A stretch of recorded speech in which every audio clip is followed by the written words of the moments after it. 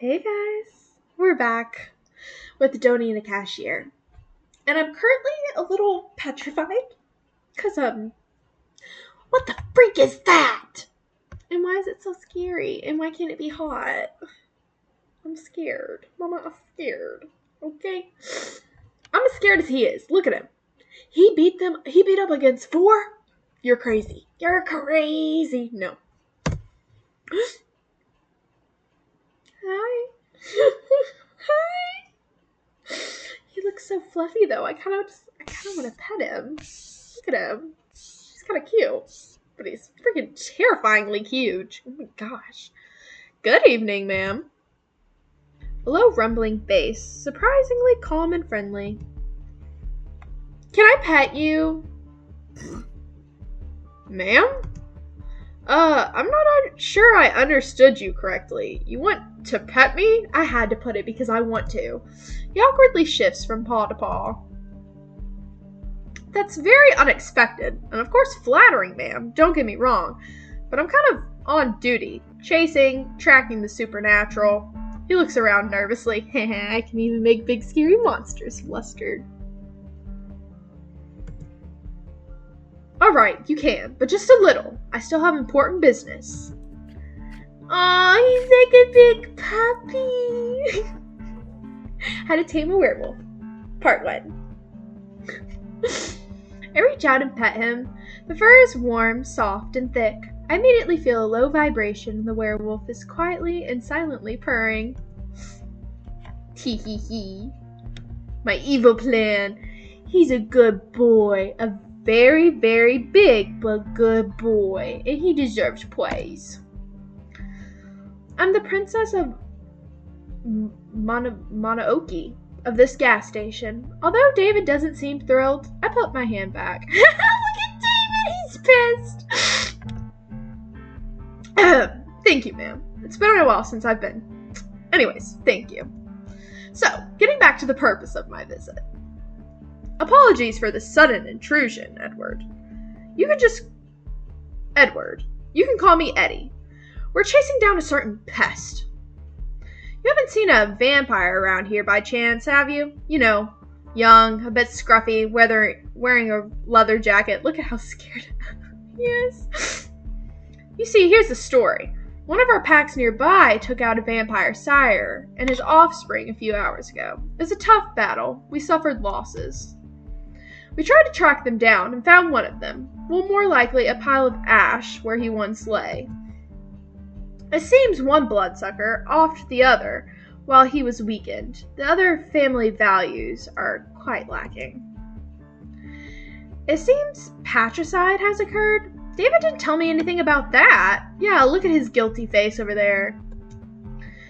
Probably that's why he had all those questions about vampirism. He was trying to get advice on what to do after killing his creator, but in a completely idiotic way. You see, ma'am, vampires are parasites on the body of our society. They drink blood like mosquitoes, but unlike mosquitoes, they kill their victims by draining them dry. Eddie just looks like such a good boy. Look at him. Look at him all talkative. Can't you smell him? I didn't even notice. Look at his face. Look at his face. What happens if I poke him? Oh, nothing. They're devoid of true feelings. I can't poke him. That makes me sad. I look at David, devoid of any feelings. He's shaking all over.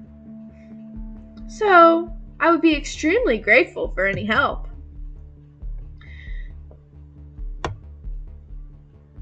Should I blackmail him into giving a tip?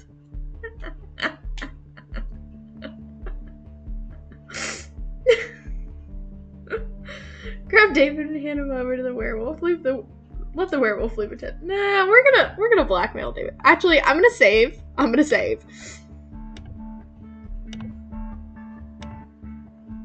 The bat nervously swallows and slowly nods his head as if he fully understands my threat. I force a smile and say I haven't seen anything. A quiet, peaceful night. Eddie examines me closely, probably catching a faint scent of blood, but my calm demeanor throws him off. Strange. Well, okay. If he shows up, just give a whistle. We won't be far away from here. Good night, ma'am. The werewolf goes off to his important wolf business. He was so cute and fluffy. David crawls out of his hiding spot. He throws a few bills into the jar. Here's your damn money. Choke on it.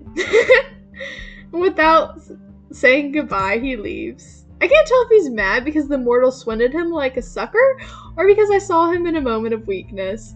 Dang, I don't think he likes me. It was worth it though. Wait, okay. Let's save, and then we're gonna go back here. No, hold on. We're gonna not give him away and just see what happens. That bastard threatened me 5 minutes ago, but now he's small, trembling, and helpless. He's my bastard. I force a smile and say I haven't seen anything. A quiet, peaceful night. Eddie examines me closely, probably catching a faint scent of blood, but my calm demeanor throws him off. Strange. Well, okay. If he shows up, just give a whistle. We won't be far away from here. Good night, ma'am. The werewolf goes into his important wolf business, and David crawls out from his hiding spot. He could have turned me in. I was just kidding about the blackmail thing anyways. I didn't want him to get mad and leave. He stares into my eyes as if trying to peer into my soul and understand what it's made of. And that would have been the sensible decision. But I'm glad you're not one of those sensible ones, David says with a genuine relief in his voice. He's grateful to me, and he doesn't quite know what to do with that gratitude. He clears his throat awkwardly. So, what's the answer to my question? What would you do if you were a vampire? His gaze reminds me of a lost fighting dog without a master. He's restless and can't find his place. What an advisor he picked. May the Lord help him. I take everything life has to offer: travel, entertainment, new experiences. The world is full of wonders when you're mortal. Doors are open. Surf the internet, decay, rot. Nothing would change. One could enslave humanity, or at least one neighborhood in the city. You could learn so many things. Learn to even play the saxophone. And I'm gonna tell him that the world's full of wonders. He chuckles. Oh. Still water runs deep and all that. Pity the road of adventure led to you by a stinky gas station. Maybe you're right. The world isn't limited to this lousy town. He says this quietly, almost to himself, looking out the window of the dark, empty highway. As if he's just remembered that there's something beyond this cage of alleyways and gangland showdowns.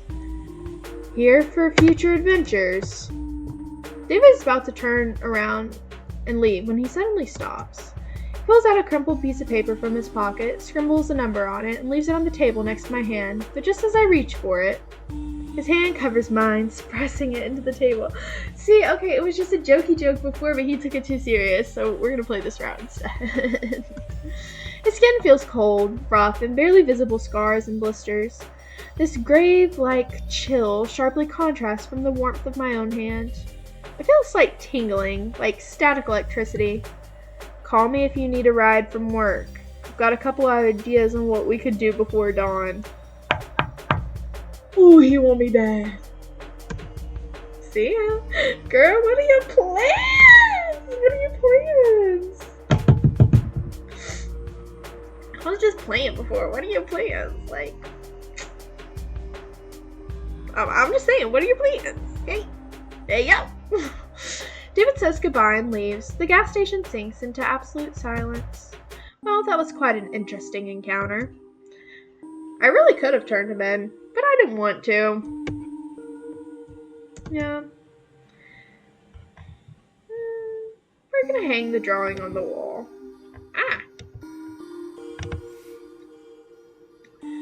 For someone obsessed with butt-related threats, surprisingly, his hands are quite skilled.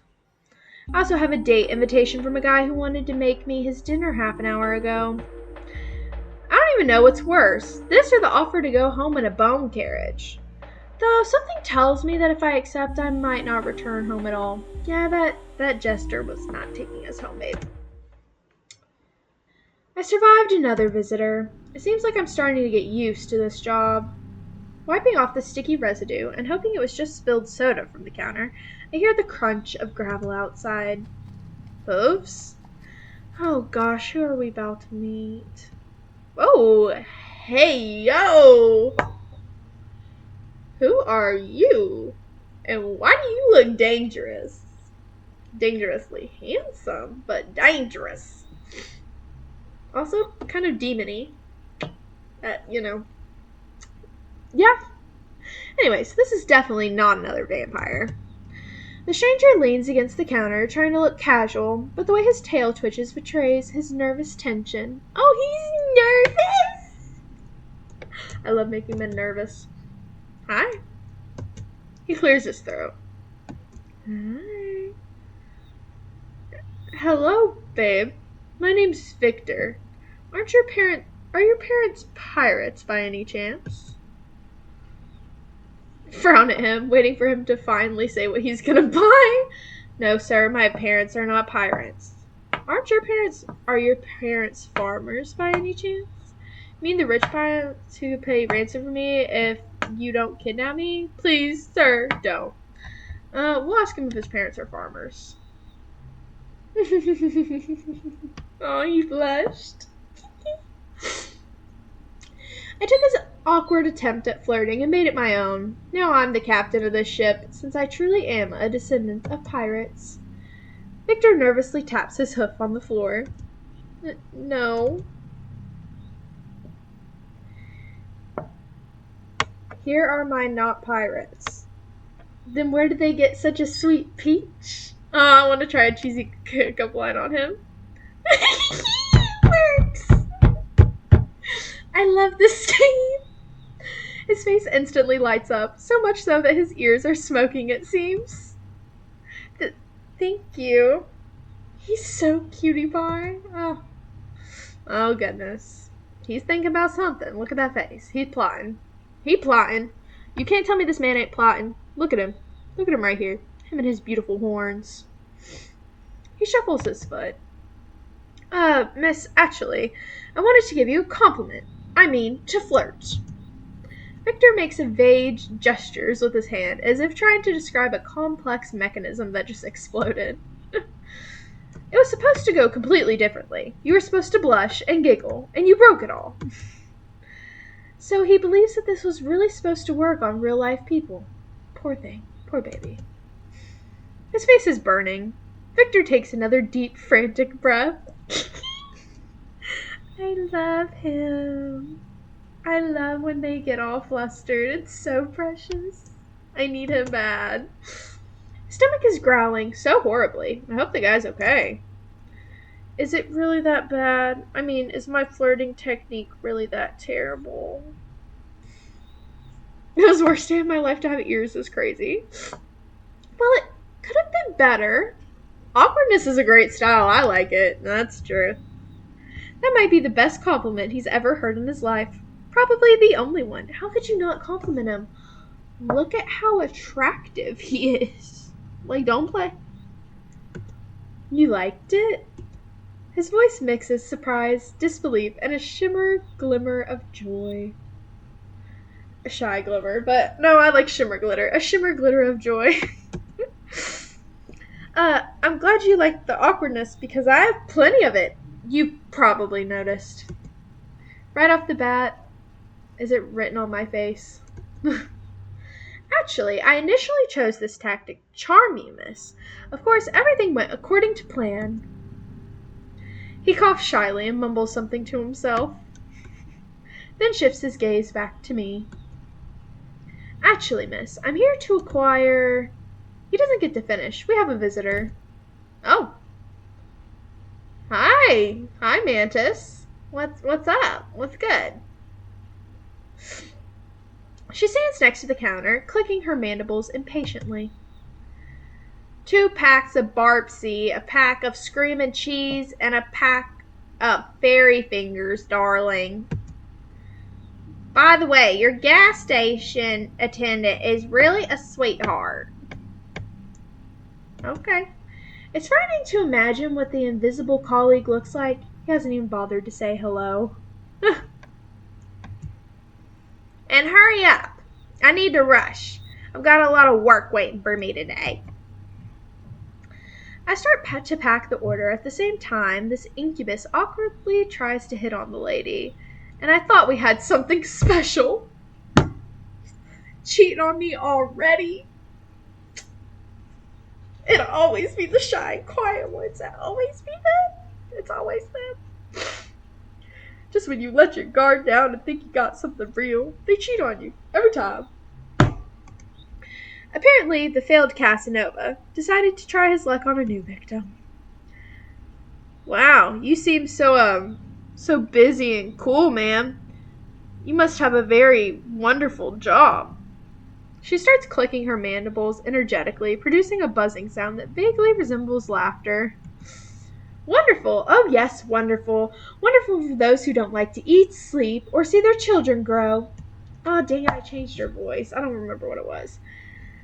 Really the best job in all 9 worlds. Speaking of children. Victor barely recovers from her sarcasm when the lady immediately pulls out a wallet and a bag, unfolds it. Over and over again. It seems endless.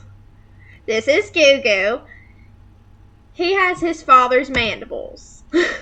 Victor gazes into the abyss, and the abyss gazes right back. Feeling baby pictures, the seduction attempt has failed. Again. Like any mother, Lady Mantis loved her children, and considered it her sacred duty to tell every passing incubus about them. This is Goo-Goo. He's in his rebel phase right now. He's pierced his mandibles. Can you imagine? He makes such a racket when he eats. Dang, I wish I would have kept the country voice. That's amazing. The image of larva in a biker jacket makes me snort. It reminds me of David.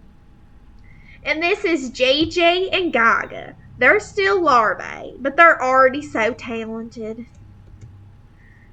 What talents can larvae have? They just lie there and eat. I do too, though. Wait, don't think about that. You have very beautiful children, ma'am. All 20 of them. Incredibly cute. Lady, Oh. That's just self-voicing disabled.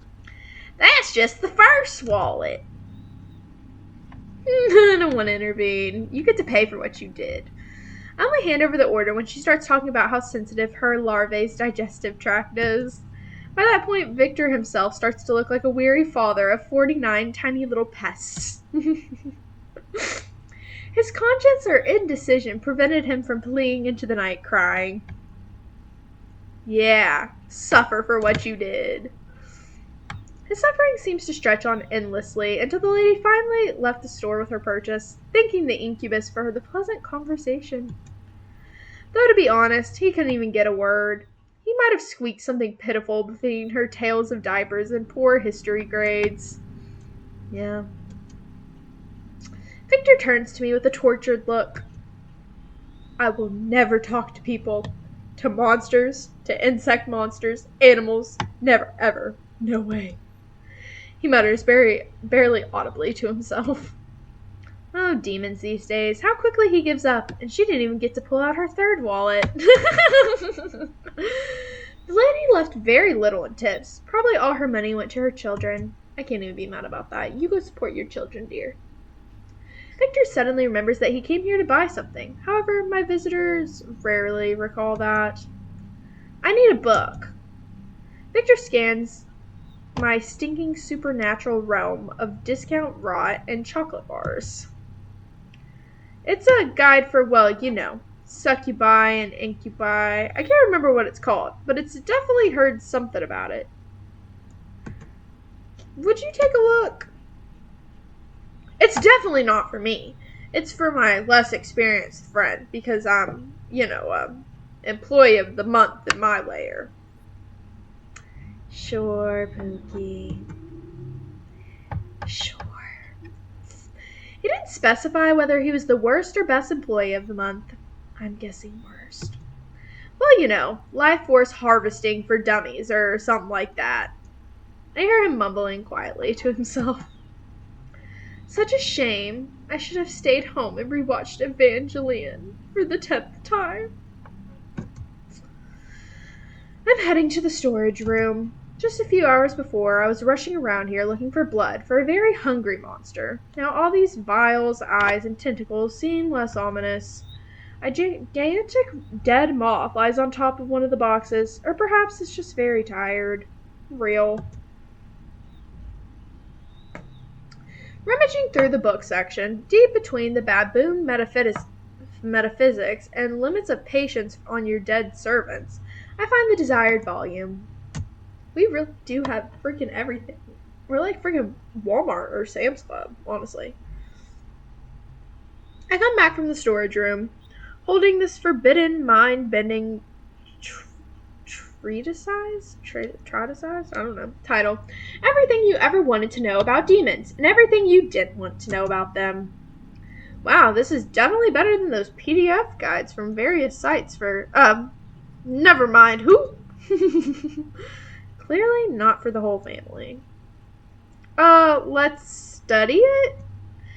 Yes, it would be very unusual if you just paid me, tipped me, and moved along. I expect too much from this life. But in fact, this will be an entertaining educational lesson. It clearly won't be unnecessary. And the guy looks like those pictures are enough to make him faint. The sooner this is over, the sooner I can send him on his way. Ooh, but he's so pretty. But yeah, this man definitely get no play. He could have, though. If he would have hit on that stupid mantis, I would have given him some play. Okay? I can't lie. Look at him. But you seriously just hit on everything? Why couldn't you just hit on me? Why can't I be special?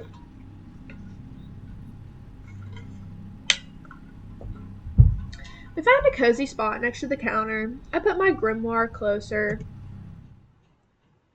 I opened the book. The pages, yellowed and brittle with age, released a cloud of dust and indecent, horrifying desires. Incubi, the nature of tempting rogue, hooves of desire. Tempting rogues. Oh, that's me. That's definitely me. Whose are just like mine. You have no idea how awfully they clop, especially on tiles. He's so cute, though, and clueless. I just love that about him. When you sneak to the fridge at night, the whole house wakes up with you. Everyone thinks there's this big, clumsy cow living in the apartment. Yeah, I think you really are an incubus. They're all purple. You know, Victor, you look more like a sleep paralysis demon. That's crazy. You know, he's too pretty for that. Oh, you're right. All incubi are purple. I thought my skin color was just some kind of coincidence. You know, like when you create a character in a video game and just spin the color wheel until you stumble upon something weird. He gives me a cautious look, as if not entirely sure about the coolness of his purple hue. Girl, I like the purple. You rockin' purple. Purple's a lame color. I hate eggplants. That's crazy. I love purple. Too bad I'm not purple.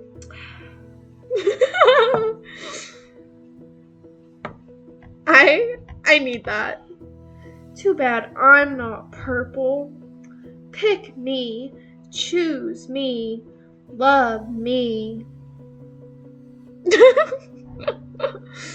His face immediately brightens with a smile. He liked that. Yeah, well, I think it's pretty cool too. It's nice, you know, you like my, what's it called? Demonic phenotype, huh? Uh-huh. Victor turns his attention back to the book and runs his claw finger down the lines. Incubi, appreciators of the vibrant hues of the soul. They draw power not from blood or life force, but from pure, potent, mortal emotions. Although a refined bouquet of positive emotions is the preferred ambrosia, ambrosia's a fancy word, a practitioner can also sustain themselves with more coarse, fickle energies of negativity. Despair or horror and humiliation provide a quick, albeit unpleasant, rush of power. It's no wonder that now, after an argument with someone in the comments, I feel like I've eaten a few raisins. Ew, raisins. Judging by the expression on his face, he clearly isn't cut out for the horrors and humiliations. His limit's probably arguing on 4chan. Also a source of horrors and humiliations, but still it's a bit different. An incubus can, albeit less efficiently, form a symbiotic connection by feeding off a single consenting mortal vessel. The mortal vessel, in turn, can absorb some of the power from the incubus, among other things, their immortality. Wow, sounds like a decent deal. I certainly have plenty of emotions. Mostly hatred for the fact that to earn money you have to work. A whole mountain of raisins for Victor, or whatever it's called. Yeah. Real. Why do we work to live? Why do we have to work to live? Because it feels like I'm not working so that I can support my life. It feels like I have to work to be able to live my life. R.I.P. Anyways, enough of my sad sap. What a relief. Just one person. The thought of having to chase after a whole bunch of strangers makes me feel sick. Yeah, well, you just hit on a freaking mantis in front of me, so obviously it doesn't make you sick enough. Strangers are the scariest thing, right after rent, real. But I love communicating. Well, sometimes. Nah, strangers are scary. Yeah, I totally understand. It's probably even harder to deal with clients like me. Communications is already a horror show itself, and then you add a literal horror with vampires and ghosts. Just a nightmare. I really wish this was voice acted. Girl, I would fold. Every time I would fold. He looks at me with sympathy. He feels sorry for me. I don't even know how to react to that. Trying to understand what people want from you is quite the challenge. It's like trying to play a game with its rules changing every 5 seconds. Real. And someone has turned off your screen. And you're paralyzed. Basically, yeah, I completely get you. Oh, my poor baby got social anxiety. Victor flips through the grimoire, reading the chapter titles. Technicians of Rogue Seduction. Juicy Emotional Juices. Using lavacious energies for thaumaturgical purposes? I don't even want to know. I just want to not starve without energy. And maybe pay my rent. I don't mean to be a lusty cousin of Dr. Strange.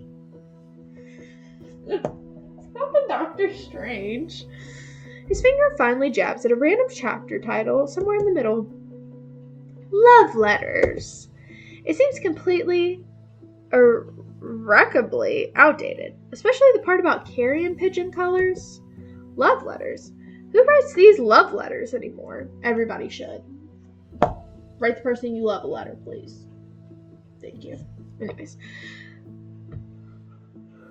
These should apply to text messages now, right? Boom, no, write me a freaking letter. Gross. But this is a good start. Let's work on this before moving on to complex seduction methods. He pulls out a pen from somewhere, a cheap ballpoint with a little anime cat charm on the head. Oh, that's why I love him. I hand him a grease-stained napkin. Like everything in this rotten place. The book says to convey aching adoration and a hint of forbidden desire. Victor starts scribbling something on the napkin. Maybe something like this? Oh, that's beautiful. You're doing great, sweetie. That conveys aching adoration completely. No, Victor, try again. Yeah, I guess this isn't really the most aching thing in the world. He takes a less greasy napkin from me and starts drawing again. What about this? I'm so glad I got him to redraw that. That's cute. Will you marry me? And a funny kitty. Wonderful. The lonely, pain-filled tears like the cherry on top. Check the yes box. Victor's mind is now blue screen of death. Oh, he made a blue screen. Wait, no, I love that. That probably means the picture turned out well, right?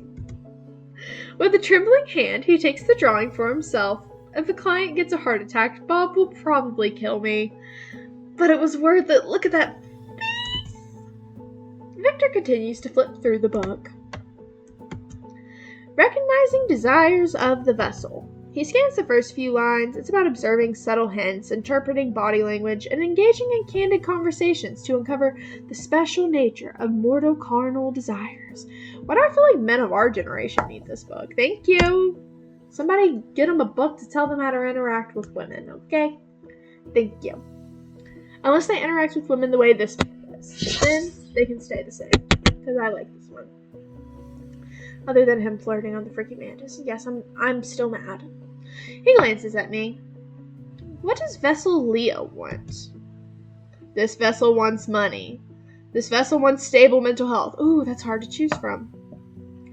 This vessel wants fame, love, and adoration. The vessel wants to become the new Sandro Bocelli. Real. Not really, though. No. The vessel wants a simple human sofa and cuddles on it. The vessel wants to leave work as soon as possible. Let's not linger, young man. I want to cuddle a succubus. That's what I want. Oh, great. And pizza, right? Aww. He's so cute. In his eyes is genuine sympathy and an understanding of every delicate string of my unfortunate, lonely soul. That's honestly quite a simple desire. I think if the criteria for a second person on the couch aren't too strict, I could easily help. Oh, I need him. He's my favorite. I got tears in my eyes right now. He's just so precious, I can't. Remember when we used to call people cinnamon rolls? Well, if you didn't, this is a cinnamon roll right here, and I love him. He's so cute. Why are my eyes actually watering? I'm genuinely crying right now. Can I not? Goodness, I need to pull it together. Goodness. Though sometimes I comment too loudly on what's happening on screen. I hope that's not too much of a problem. Me too, twin. I like to be like, oh my gosh, the whole time. Yeah, I try not to do it the whole time, but I think about it. Sometimes you just can't help but make a stupid comment. 10, 20, in 5 minutes. Real. Especially when you know some facts about the movie. We continue to study this villainous seduction manual. The art of verbal seduction and slippery flattery. To his surprise, Victor finds no mention of the fact that pirates' compliments work on living people. Yeah, they usually don't. We just liked you because you were flustered. Not the pirates comment. What was he gonna say with that? Was he gonna be like, "'Cause I see your booty," you know, like, or you're the treasure, or something like that? Like, what was he gonna say? We examine the first paragraph, where words are labeled as keys to the treasure chest of the heart, and flattery is described as powerful aphrodisiac for the ego. Love that. It's all very dramatic, but the main idea is quite simple. Say nice things, don't say unpleasant things. This is definitely outdated. If I tell someone his eyes are double gateways to the Champs Elysees, I'll definitely get sprayed with pepper. And this, goodness, when I kiss you, I tremble like a paralyzed beggar. How is that even supposed to work? No, that is too much, even for me. Victor clears his throat. His gaze slides over to me, trying to latch onto something particularly attractive about my appearance. Really? You couldn't have told me I'm the most beautiful girl in the world, and said you have very elegant ear shape. Honestly, no, he does. Like, I want his ears so bad. I like that they're like little elven ears. Like, it's so cute. Do I? Just anything to get this man to short circuit. Anything. Love him. Thank you. They're very nimble now.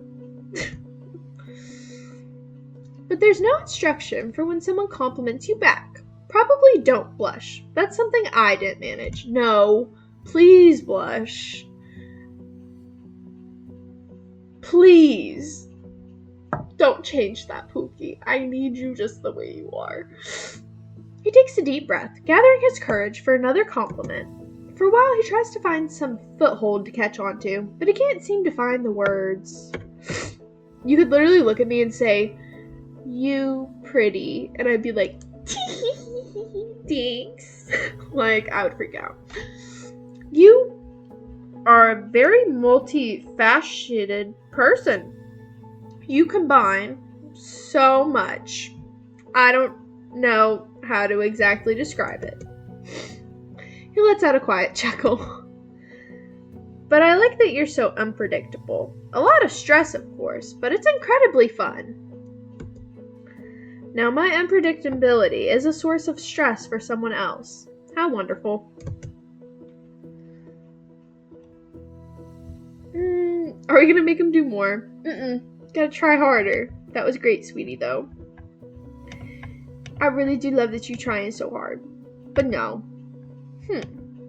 Well, what doesn't kill us makes us stronger, right? From the look on his face, it's clear he'd rather choose immediate disintegration over this awkward social interaction. Oh, but you were doing so good. I just wanted to hear you compliment me more. But he's genuinely pondering how to improve his approach. It will definitely be something more intentive next time? Maybe even surpass that compliment about the ears. Oh, he's got an idea. Look at that little face. Despite everything, he starts to relax. He's probably beginning to feel more comfortable around me. I've never thought a monster would have to struggle with discomfort from interacting from a mortal soul, and not the other way around. Yeah, especially because he's an incubus. But I think that's kind of what makes him precious, because he's supposed to be good at this, and he is not. Which just makes me think he's Pookie Bear. Another chapter. Oh, I didn't get another compliment. Now I want to go back. I'm going back. I don't care. I don't care. Whoa. Okay. Hold on. Okay. Sorry, Pook. There we go. He smiles gently in response. Despite everything, he starts to relax. He's probably even beginning to feel more comfortable around me. I would have never thought a monster would have to struggle with the discomfort from interacting with a mortal soul, and not the other way around. Another chapter. How to be a mirror. I didn't know we could change. Oh, it's metaphorical. Poor Pookie. The text describes principles of mirroring, subtly borrowing mannerisms, speech patterns, and even expressive opinions of a victim to create a sense of closeness and understanding. The path of least resistance to gaining a mortal attachment. Oh no! But what about the just be yourself and everything will work out? My mom lied to me, didn't she? Oh, my baby. With similar interests, what do ordinary people like? Football and the weather? Definitely not anime and dark souls. Discussing the brilliant soundtrack of Silent Hill with people is a bad idea, that's for sure. Actually, I just fell in love with you. Can we have 12 children? Alright, practice. The book says practice is the key to success. Victor lifts his gaze to me. Play along with me, please, like we just met. We did just meet. It's okay. Ah!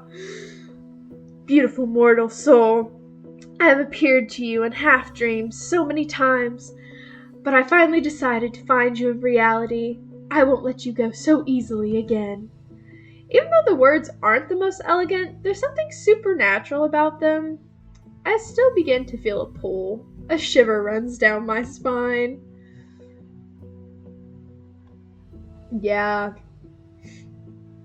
Come on, you don't have to pretend to get close with someone or make friends. I'd love to talk to you about the Silent Hill soundtrack. No, true though. Like, can we talk about it? Can we fall in love? This is the music to fall in love with. Like, this is a sound that plays in the background when your crush confesses to you under that cherry blossom tree. Victor's carefully crafted, seductive expression shatters into pieces. His eyes widen. He blinks several times, and his gaze ignites with pure delight. You really want to talk about Akira Yamakoa?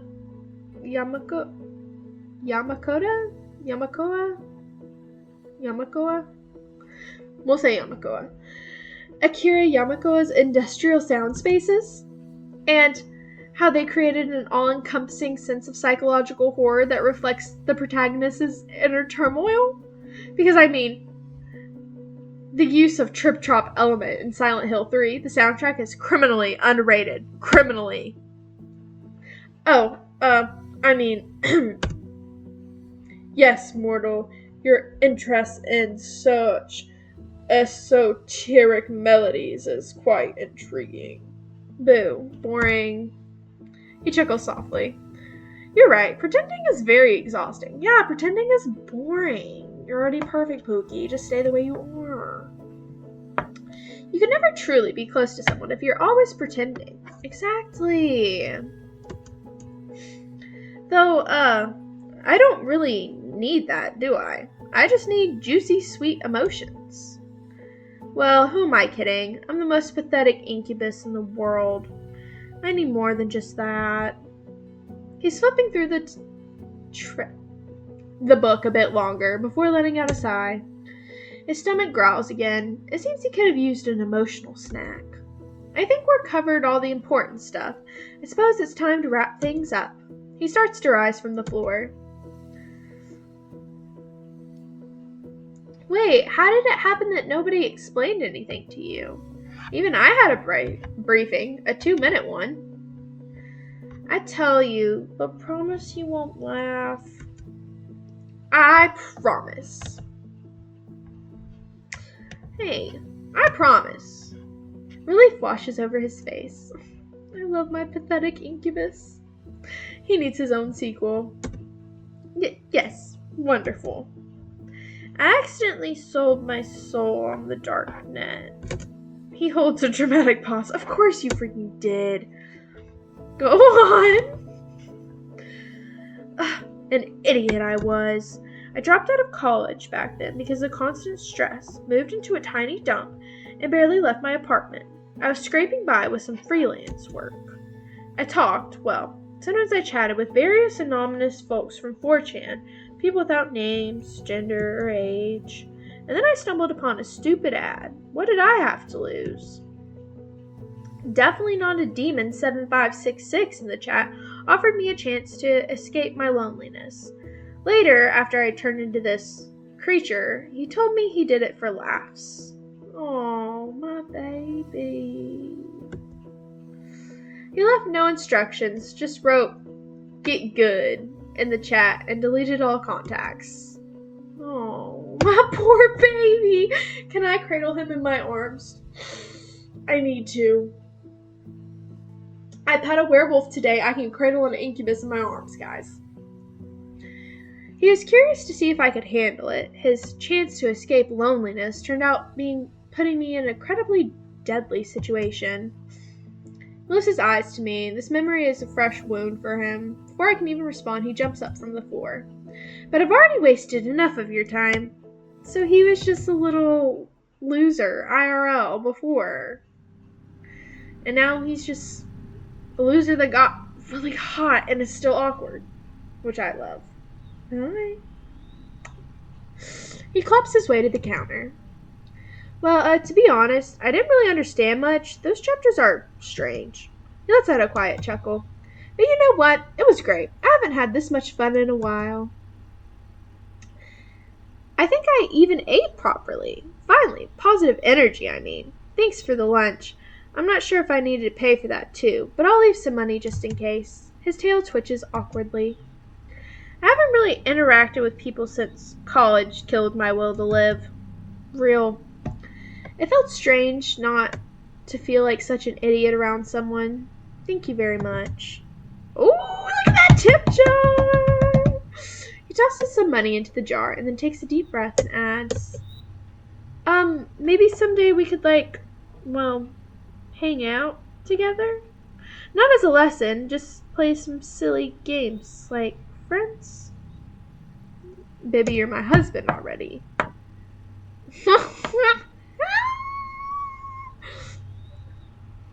Why not as friends? We could make it a date.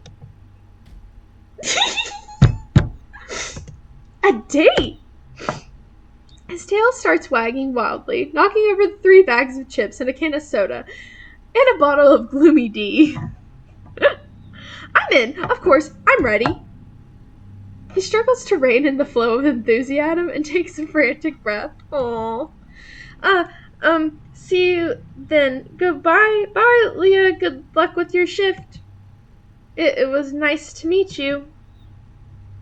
This gas station returned to silence, broken only by the hum of refrigerators and my own 2 loud thoughts. Okay, give me 1 second. I want to see if this is the ending or if there's another character we're going to meet. Be right back. Okay, I don't think there's another character to romance, so we're just going to figure out which ending we got, which I don't know what it was. The gas station returned to silence, broken only by the hum of refrigerators and my own 2 loud thoughts. And so a crazy god, a vampire thug, and a shy incubus walk into a gas station. Sounds like the start of a really bad joke. My life is now a joke. Just great. I just wanted to pay my bills. I didn't sign up for interdimensional quarrels and therapy sessions from the undead. But on the other hand, I wasn't eaten. I wasn't turned into a piece of furniture by the standards of this night. That's a resounding success. I cautiously made my way to the door of Bob's office. There was a low, guttural humming, like a giant, disgruntled computer tower was working inside. The clock on the wall indicated it was the end of my shift. With a heavy sigh of relief, I began closing up the place. I finally walked to the front door, inserted my key to the lock, and as I was about to turn it, when suddenly... Organism! I jumped in place, nearly dropping everything. Organism, your performance has exceeded all my algorithmic predictions by 47.3%. You are not just an organism, you are an efficient, flawless machine for generating currency. I am feeling an emotion your kind describes as managerial pride. If you keep up the good work, the possibility of receiving 25-cent bonus will become not just a hypothetical, but quite real. Go, organism, restore your energy resource, and return for further exploitation. Okay, Bob, what a relief. He vanishes, and suddenly he had appeared. Goodness, word vomit right there. He vanishes as suddenly as he appeared, leaving nothing but ringing silence behind. I stood for a few seconds, processing what I heard. Then I slowly turned the key in the lock. Click. First shift completed.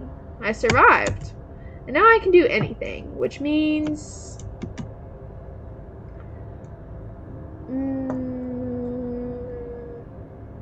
not going to Bob. Okay. We're gonna save because I want to see what all the different endings are. But of course, we're gonna do the one that I want to do. Victor promises to come faster than the wind. True to his word, when his car pulls into the parking lot, he nearly knocks over the trash bin. My bad! It's an old, well-maintained car, clearly inherited from his grandfather. Inside, it's warm and smells nice. His apartment is exactly like I imagined. A bit cluttered, but cozy. Oh, look at us. As soon as I get humiliated by my very first boss, Victor sits next to me and laughs. It's not that you're bad at this, as you say, but it's just that I'm a nerd when it comes to that has a whole lot of free time. His fingers glide effortlessly over the buttons. I felt at ease, for the first time in a long while. No fear, no tension, just 2 people playing video games. Rest my head on his shoulder. He freezes for a second, and then blush appears on his violet cheeks. He coughs awkwardly, but doesn't pull away. Instead, he gently leans his head towards mine. Leah, you've made me so happy in just one evening, and I'll do everything I can to make you happy. I close my eyes, listening to the quiet clicking of buttons. An incubus partner. My partner is an incubus?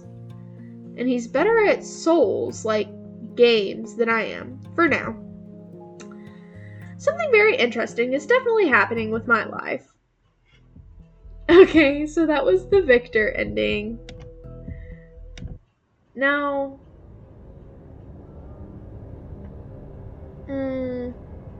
we're gonna call the vampire next. Maybe it was a bad idea, or maybe the best one yet. The creature on the other end informs me in a raspy voice that he'll be here in 10 minutes. And sure enough, as soon as the roar of a motorcycle shatters the silence of the night, battered but powerful bike pulls up next to me. Come on, move your butt, sunrise is soon. His voice sounds gentle, and I move my butt and climb onto the seat behind him, wrapping my arms around his waist. He lets out a satisfied sigh. And by the way, enjoy today's sunrise while you can. Oh my gosh, he's gonna turn me into a freaking vampire. I freeze. I know exactly what he means. This could be my last sunrise as a human. Maybe I want to become a vampire, or maybe not. Either way, we're making decisions together now.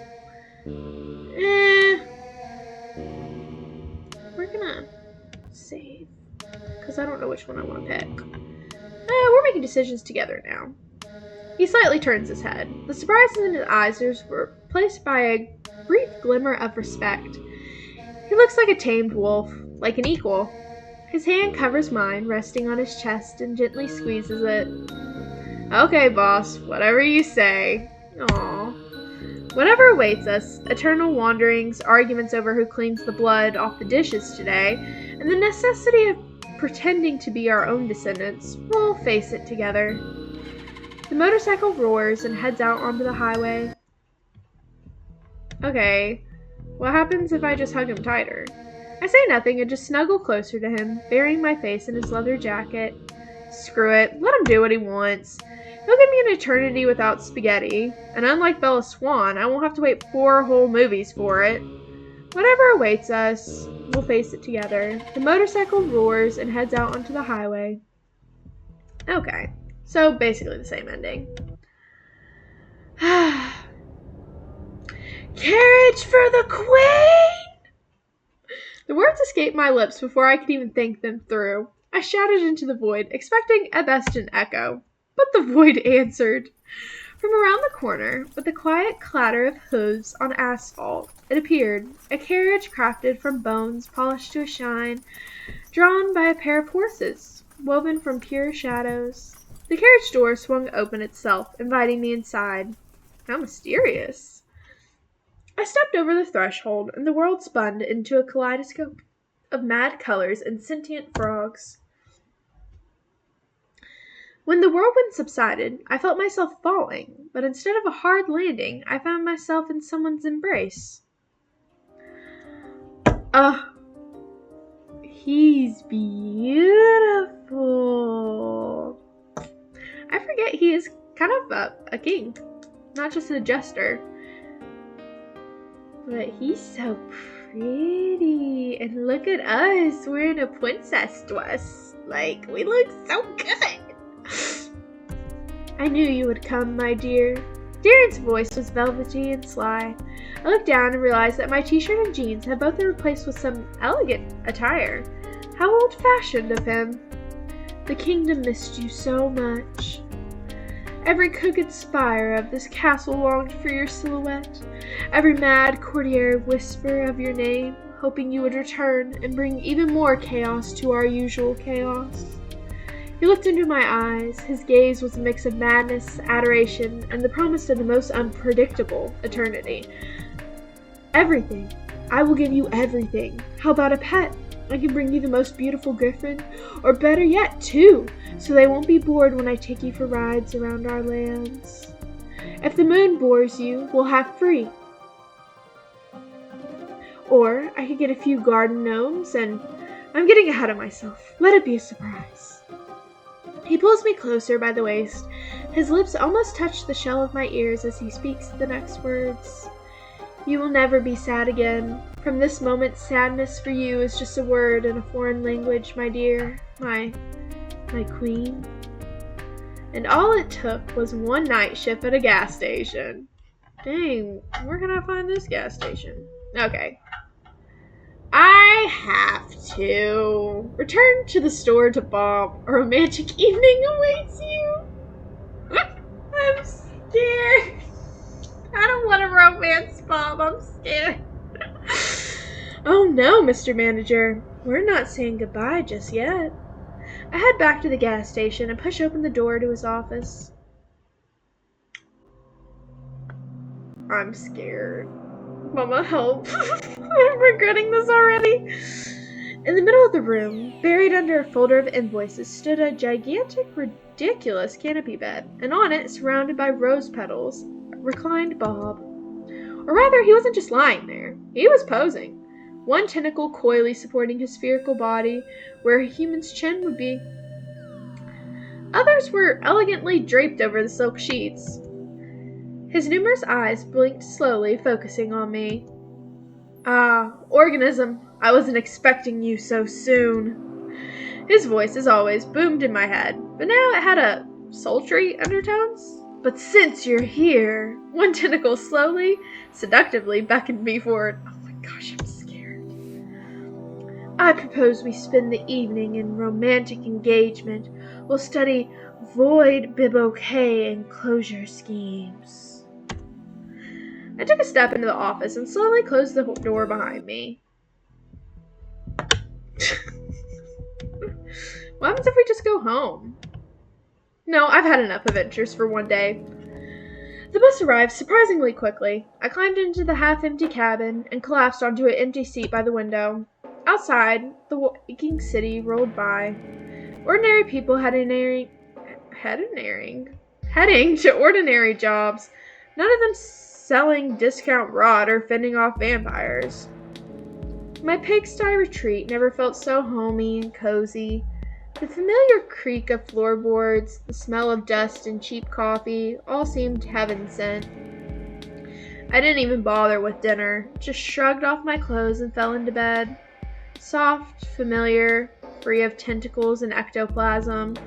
No monsters, no threats, just silence and pleasant nightmarish dreams. Okay. That was Don't Eat the Cashier. And it was so good. No, that was actually so good. We got all the good endings with all of the men. I don't even want to know about the bad ones because it doesn't matter because we got all the good ones. And basically, I have 3 husbands. 4 if you count Bob, which I'm not counting Bob. But 5 if you count my bed. So, anyways, hope you enjoyed. Bye!